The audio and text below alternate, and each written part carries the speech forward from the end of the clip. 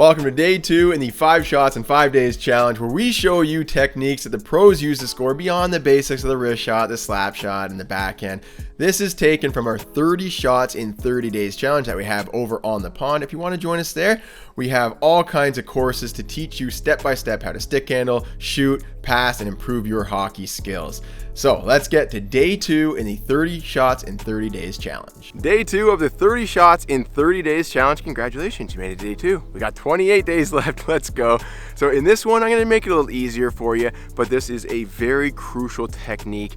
If you can pull this off, you can drop it into all kinds of other different types of shots. It's a valuable tool to have in your toolbox, and that is the in-tight snipe. So I got Hilbert in net. You don't have to have a goalie in net. You can throw some boxes or some junk in front of the net just to get that idea of there's, something in the crease you have to shoot over or around. You can just use targets as well, that's fine. And I also have pucks scattered all around, and of course we're gonna shoot them in tight. So let's go practice first. You can benchmark, try to hit a few targets or take a few shots, see how it feels. Then I'll give you some tips and we'll see if we can make it feel a little bit better, get some better shots off. So let's just go rip some pucks.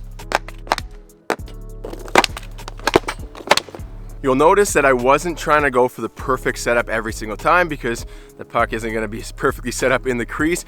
Wherever it is, you're going to have to get to it quick and get that shot off quick. So sometimes I was reaching out a little bit more. Sometimes it was in close to my feet. Sometimes it was on my inside leg. Sometimes I'm shooting off my outside leg. I want you guys to go through those variations as well. See which ones work for you, which ones don't.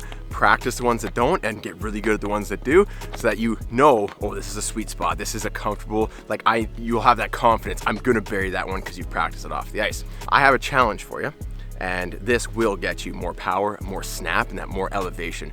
2 things we can work on, one for the elevation and one for that power. So first, I'm gonna get you to do it the wrong way. I want you to spread the pucks out just like we had before, and then work on shooting and kind of shoveling them up and trying to get that power from your bottom hand. So open the blade a little bit like that, because that's what's going to lift the puck. Have the blade open, use that bottom hand, and just kind of shovel them, kind of punch with that bottom hand, and see how your shots feel. So you can see that I was still able to get a shot off. I'm using my bottom hand mostly, and you should be able to get the shots off as well. But here's a little trick, is to try shooting with your top hand now. Set up the pucks the same way. Instead of punching with that bottom hand, try yanking back really hard with that top hand. See how it feels, see if you get more snap.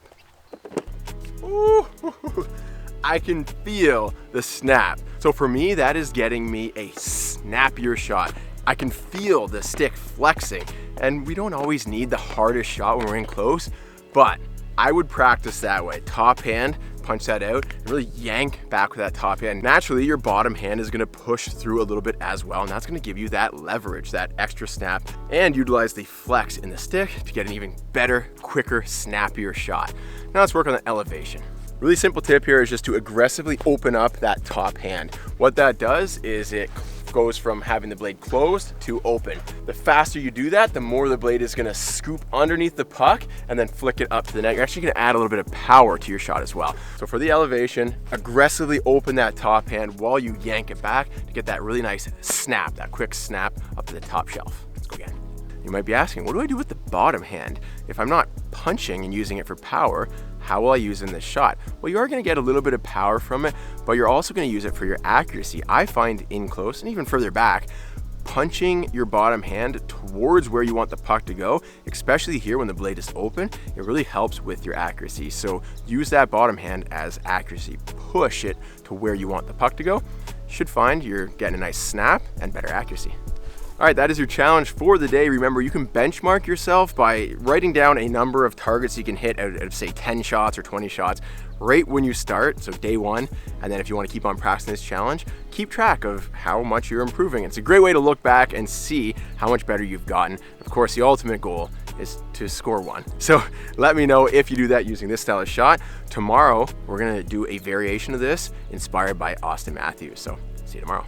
Remember, when you're doing this challenge, work on different variations. So off the inside foot, off the outside foot, reaching out, make yourself uncomfortable. If this is very easy, check and see if you just keep shooting the exact same way every single time.